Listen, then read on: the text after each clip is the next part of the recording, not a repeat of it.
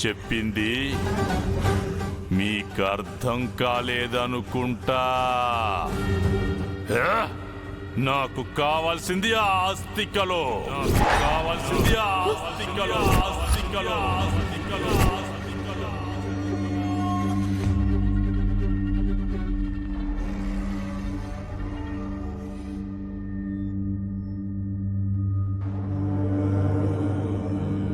గుప్తా గారు, గౌర ఏం చేస్తాడోనని భయంగా ఉంది. ఏదో ఒకటి చేయండి ప్లీజ్. ఏమీ చేయలేము, చేయరాదు. నిన్ను చూసి పారిపోయిన ఆ ఘోర కాదు అమరేంద్ర,